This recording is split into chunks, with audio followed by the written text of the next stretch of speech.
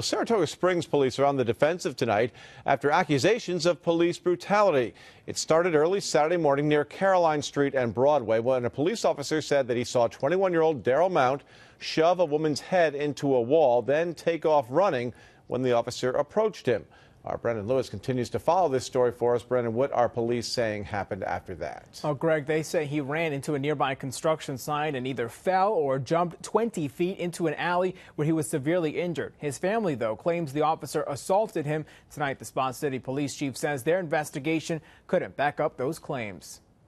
I certainly will not tolerate any abuse by officers or any misconduct. Saratoga Springs Police Chief Greg VEITCH is speaking out against claims of brutality over the weekend. An officer on foot patrol on Caroline claims he saw 21-year-old Daryl Mount Jr. shove a woman's head into a brick wall around 3 a.m. Saturday morning. He tried to intervene, but Mount took off.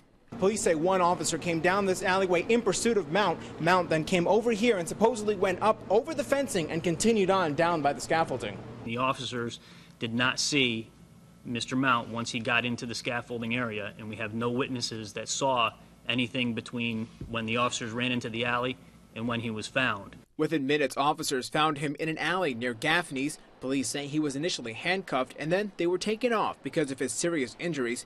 Mount's family called CBS 6 Saturday saying officers assaulted him while cuffed. Monday evening, they declined an on-camera interview while they get him the care he needs. I have no one that has come forward yet and said that they have seen officers physically assaulting this individual, but if there is someone out there who is making that statement, I personally will take their statement and investigate their claims. Police say Mount could face charges of at least resisting arrest and domestic abuse, but are holding off because of the serious injuries he suffered.